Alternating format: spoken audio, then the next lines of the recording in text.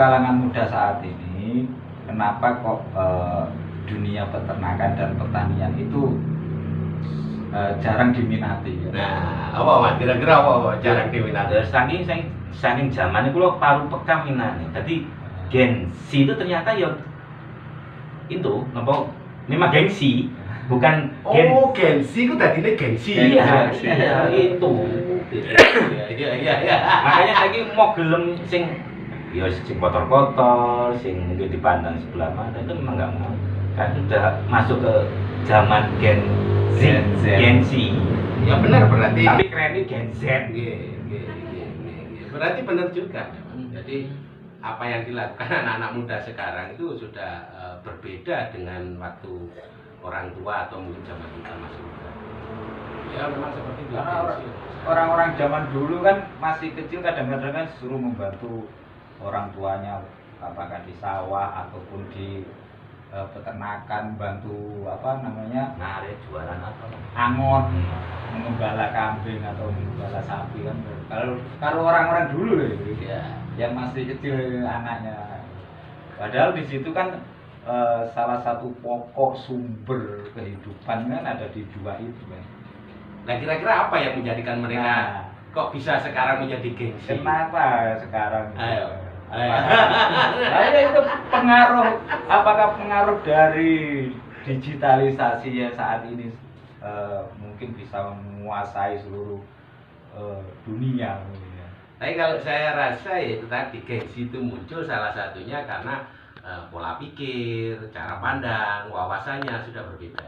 Iya. Nah, padahal kalau kita pada saat ini orang pasti juga akan berpikir kebutuhan dasar, kebutuhan pokok, kan ada kebutuhan primer, ada kebutuhan sekunder, dan juga ada kebutuhan tersier. Dan kebutuhan pokok itu kan yang paling penting. Ya. Nah, salah satunya kebutuhan pokok kan larinya ke pertanian dan peternakan, kan gitu. Nah, kalau itu nanti cara pandangnya anak muda zaman sekarang sudah tidak ingin terjun ke pertanian dan peternakan, padahal di sektor tersebut yang menjadi fondasi untuk kehidupan sehari-hari. Nah, iya kan? Ya, Nah, itu coba. Mungkinkah nggak menjanjikan gitu Pak pertanian atau peternakan atau memang masa? Iya. Jadi masa dulu tuh ceritanya seperti itu dan mungkin masa sekarang ceritanya akan seperti ini. Ya itu tadi kalau saya melihatnya betul. Mungkin intinya setiap masa membawa cerita masing-masing masa gitu. Ya, tadi kan saya menjelaskan secara pribadi, saya sampaikan bahwa anak muda sekarang sudah wawasan pemikirannya, kalau bahasa kasarnya tidak jauh ke depan, kan seperti itu. Padahal kebutuhan pokok dan kebutuhan dasar itu kan pasti kebutuhan primer. Ya salah satunya ya makan, minum, kesehatan itu kan kebutuhan pokok.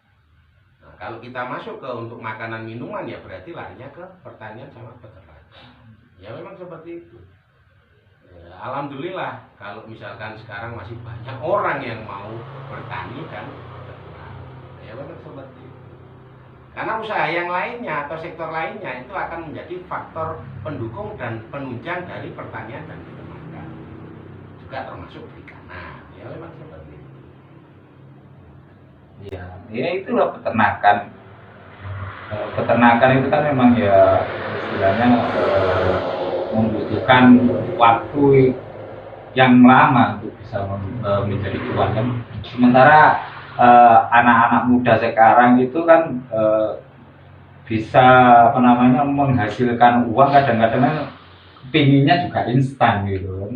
Ya, Mungkin melalui video ataupun apa, itu salah satu pengaruh kenapa kok Gen Z itu sekarang ya mau beternak itu agak-agak gimana gitu kan. Iya, karena itu tadi kembali mindset, pola pikir, wawasannya sudah memang berbeda. Dan itu yang mempengaruhi satu biasanya faktor dari lingkungan, faktor dari teman, atau juga faktor dari pendidikan. Nah itu yang penting. Ya nyuwun sewu, pendidikan kan sering juga waktu di YouTube, di TikTok kita sudah tahu bahwa pendidikan yang ada sekarang itu kan sudah apa ya jauh dari kata untuk orang berwira swasta, berinovasi, berkreativitas itu jauh sekali. Kan seperti itu. Pendidikan sekarang kan hanya diterangkan, setelah itu hafalan, berhitung, kan gitu. Iya. Tidak diajari yang bagaimana supaya kita itu bisa menjadi orang-orang yang punya kemampuan untuk berkreasi, punya kemampuan untuk berinovasi, seperti itu.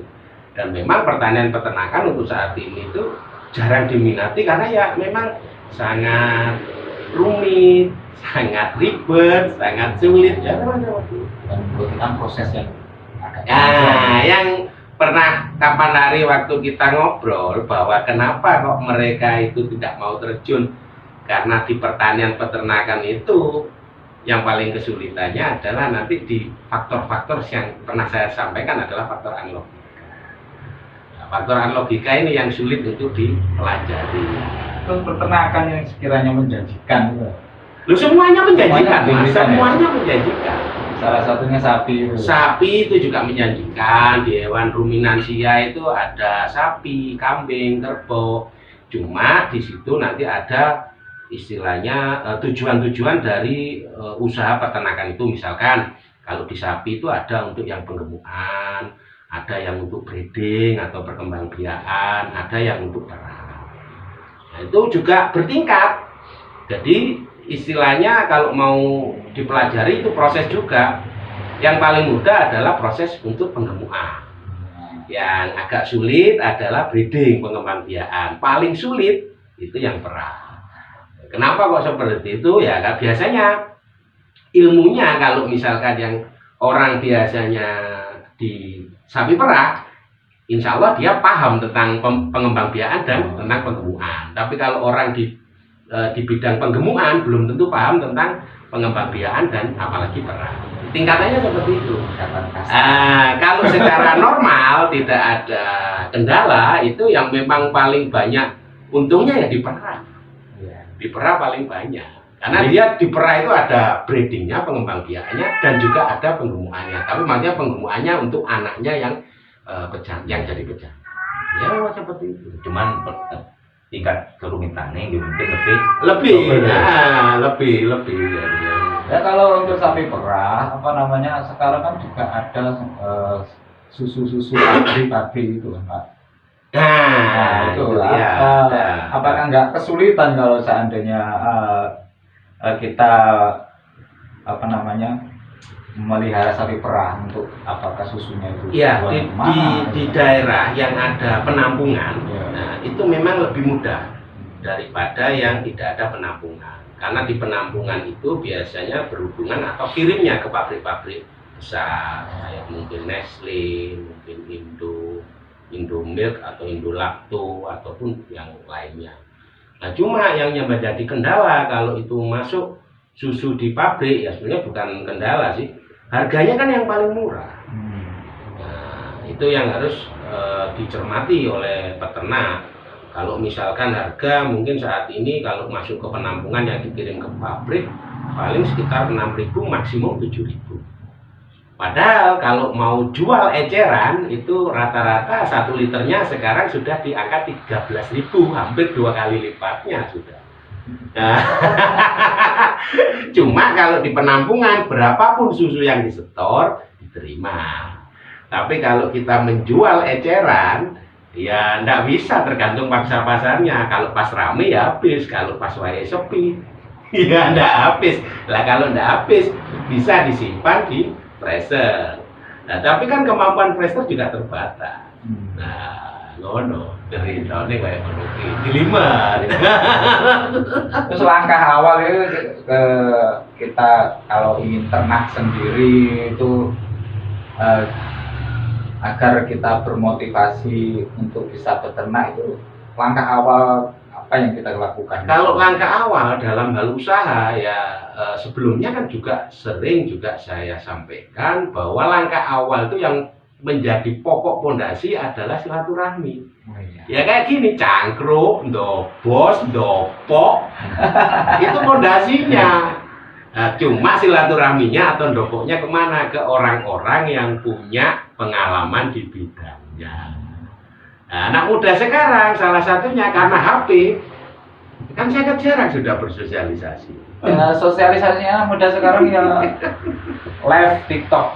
Nah, ya live TikTok atau YouTube ya memang di situ banyak yang mengupload tentang usaha-usaha di bidangnya atau keahlian yang dipunyai. Cuma kadang kalau saya melihatnya yang ada di TikTok atau YouTube itu yang diupload ya nyun sewu ya lebih banyak ke pencitraannya. Bukan hal-hal yang paling mendasarnya atau bukan hal-hal yang dianggap itu penting atau rahasia. Nah, itu jarang sekali karena rata-rata orang yang sudah berpengalaman, sudah lama itu biasanya apa istilah itu? Bahasa Jawa arasa-rasen. Nah, arasa-rasen ini apa ya? Malas. Ya, bukan malas ya, apa ya? Lain ya malas. Kalau orang Jawa kan malas. Nah, kalau arasa-rasen ini apa bahasa Indonesia? Arasa-rasen ini podo kali Apa Mas Agus? Arasa-rasen. Bahasa Indonesia ini. Males itu. Ya, apa ya? Lo lain. Jenuh. Bukan, jenuh lain. Ya, kan lucu Mas. Arasa-rasen kan ngadri koyo males gitu Mas. Gak semangat. Iya. Ya, mungkin kurang semangat. Kurang semangat untuk apa ya disampaikan. Karena biasanya rata-rata orang yang sudah pengalaman itu ya apa ya sulit untuk menyampaikan hal-hal yang mungkin dianggap penting. Dan memang sebenarnya banyak sekali hal-hal yang penting yang mungkin tidak dipelajari di bangku sekolah atau di bangku perkuliahan.